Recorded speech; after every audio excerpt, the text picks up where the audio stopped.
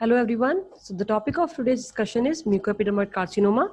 In the last discussion, we have discussed pleomorphic adenoma, which is the most common salivary gland neoplasm. So if you have not seen the video of pleomorphic adenoma, please find the link in the description box. So today we'll start with the mucoepidermoid carcinoma.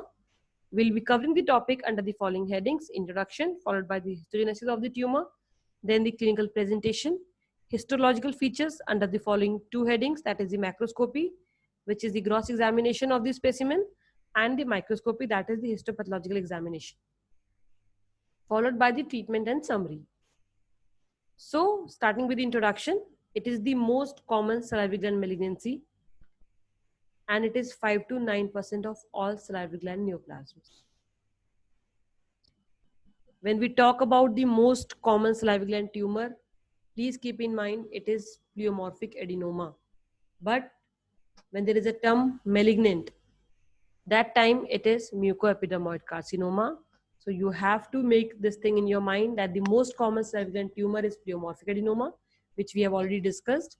And the second or the malignant salivary gland tumor is mucoepidermoid carcinoma.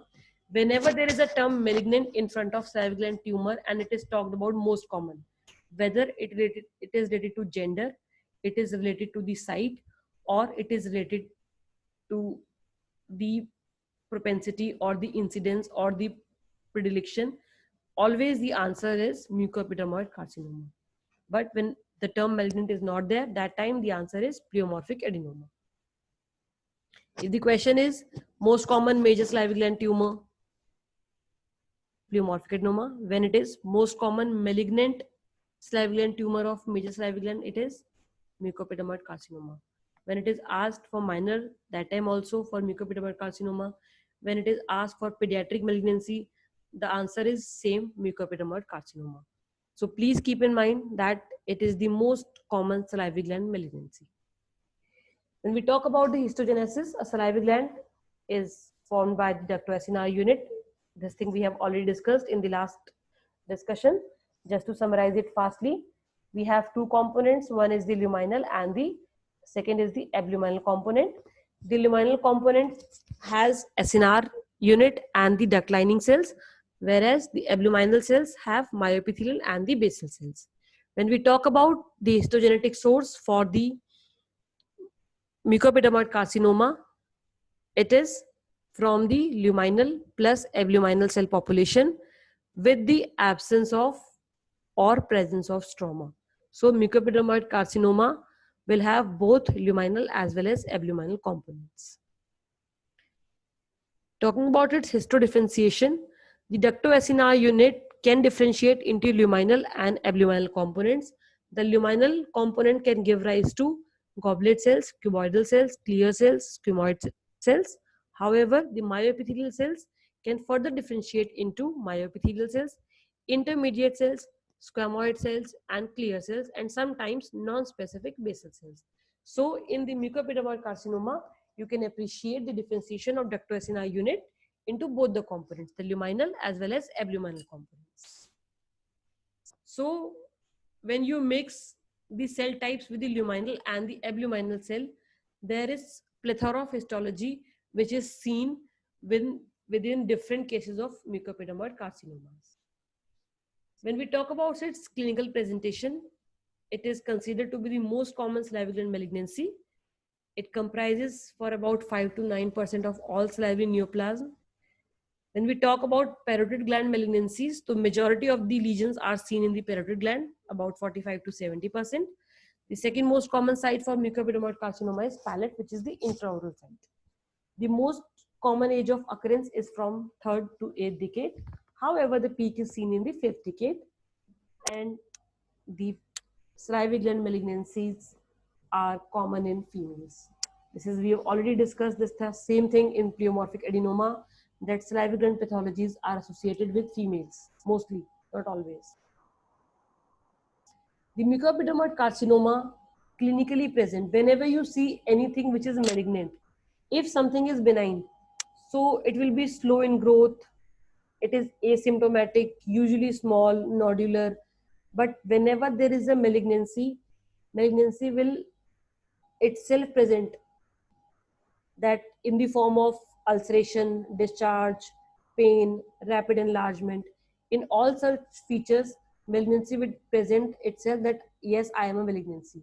So similar way, mucoepidermoid carcinoma may show presence of ulceration, discharge, slough, or pain. So whenever the lesions are low grade, they are slow growing, they are painless. However, if they are high grade, they will be rapidly enlarging. They may or may not be associated with pain.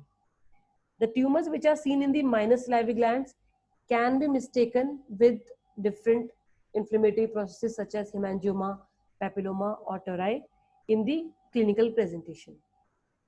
When you see the mucoepidermoid carcinoma macroscopically, that is in the gross examination, it is usually well circumscribed with partial encapsulation or unencapsulation, and it shows the solid tumor with multiple cystic spaces.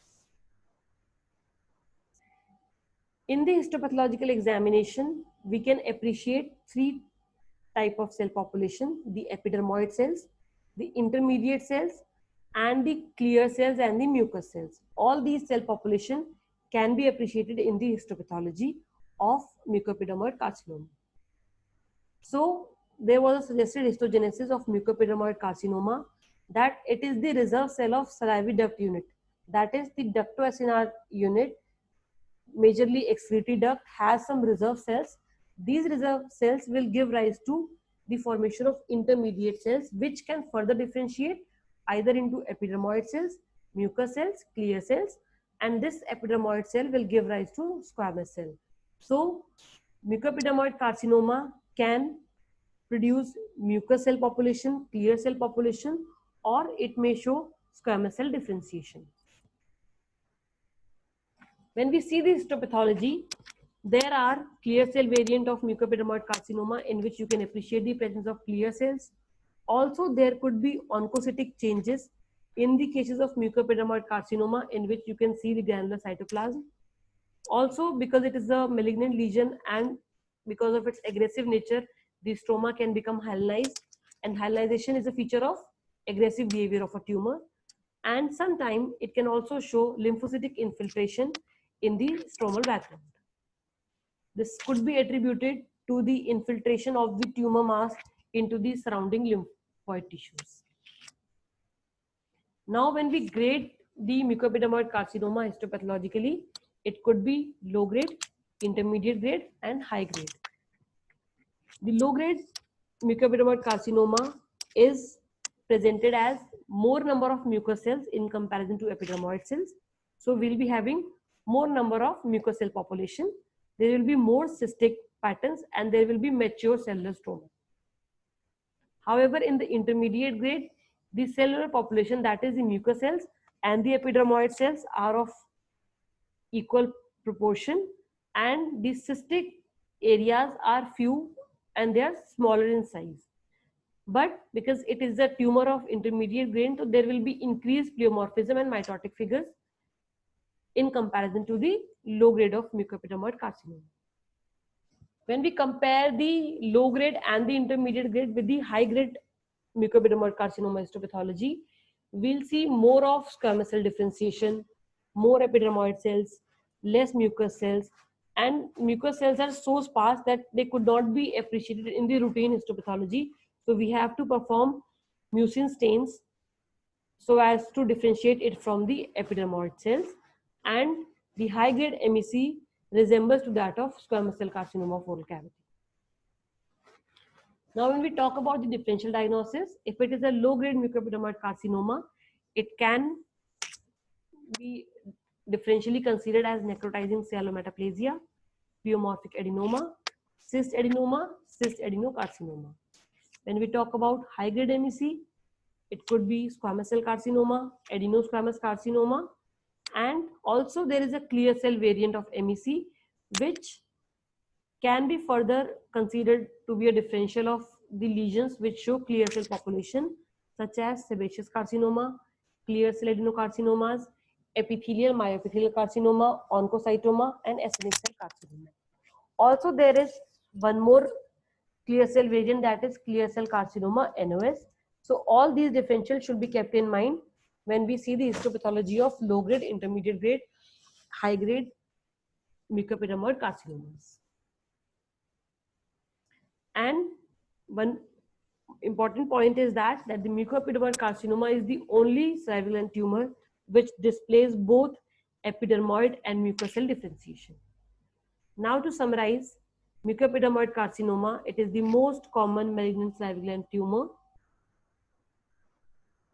It has the histogenetic source, that is the reserve cell of salivary duct unit, which differentiate into intermediate cell, which produces epidermoid cells, mucous cells, and clear cells, which can further differentiate into squamous cells. So we can see different population in different grades of mucoepidermoid carcinomas. Clinically, if it is a low grade lesion, it will be slow growing and painless. Even if it is high grade, it is rapidly enlarging and painful. In the gross pathology, it is well circumscribed to partially encapsulated to usually unencapsulated. And in the histopathological grading, it could be low grade, intermediate grade, or high grade based on the presence of the epidermoid cells, mucous cells, and clear cells.